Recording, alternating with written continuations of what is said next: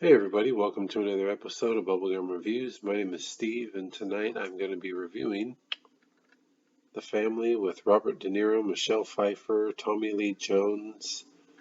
Um, so, I've seen this movie twice. First time I watched it, it was pretty much around the time it came out. I remember enjoying it, but not totally being 100% satisfied.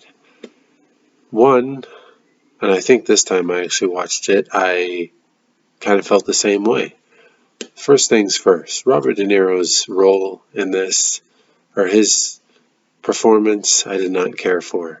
I felt like it was really dull and boring, and he was sitting there dealing with a script 25% of the movie. He didn't really have he's a badass scene, but, so my favorite was the son. He was on top of his game. He was like doing recon to see what this kid did, what this kid, and like all the kids, and know who's who and what's what and everything. He was the coolest. He was the funniest. He was the best. Tommy Lee Jones' role in this was pretty good. It was enjoyable. It wasn't huge, but it wasn't. I mean, it was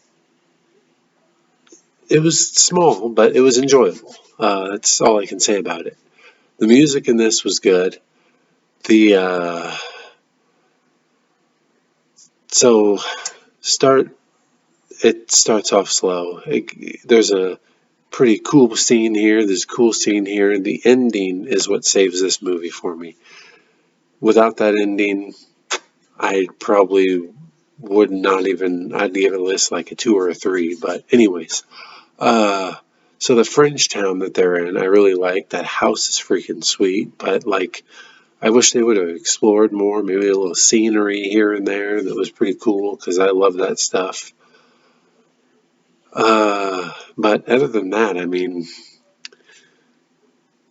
this was kind of a watered down Mafia movie. It really was. Like, I mean, yeah, there's some Quentin Tarantino style scenes minus the blood, but this movie, when it's not that, it's just very, like, slow and, I'm gonna go grab a soda. I'll be right back. Oh, I didn't miss anything. You didn't miss anything? Kind of, that's how I feel. But, anyways, so, director, we got Luc Besson.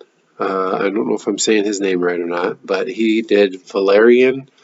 It's a pretty cool movie. I actually enjoyed it. There was a lot of good scenery in that one and a lot of fun characters. Kind of Star Warsy on Tatooine almost. Uh, Leon the Professional. I'm a huge Jean Reno fan, and that movie was really good, minus a little bit of weird stuff. He also did the screenplay for Unleashed. Unleashed with Jet Li is where he's like the dog. That is a freaking sweet movie. I'm gonna have to revisit that one actually. IMDb gave this a 6.3 out of 10. Rotten Tomatoes gave it a 28%. I give it a 6.5 out of 10. I almost feel like I'm being a little over generous. I was thinking 6, but I went with 6.5 just because the music was good. There was parts. 6.5 feels right. Box office 78.4 million on a budget of 30, so it almost double and a halved it. Um, the interesting fact. So this I thought was pretty cool and pretty interesting. So the family dog is named after the novel's title, Mala Vita. So there's a French guy that wrote a book, and like I said, obviously the book was Mala Vita, but he this is what the book is based off this movie, of course, but I thought that was pretty cool that they threw that title in as the dog's name, and the dog being a super badass, one of my favorite in the movie characters. Um, but yeah, other than that, I will not be saving this movie as far as throwing it on my shelf or one of my shelves to keep. It's rewatch value for me is not that great, so I'll be getting rid of this one. But yeah, so next up, I do have a good one. Let me just a second here.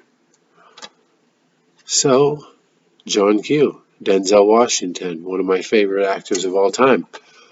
So stay tuned for that. Like and subscribe. Check out my letterbox, capital B, capital B, GUM, capital R, E views. That's all for tonight. You guys have a good one, and I'll see you guys next time.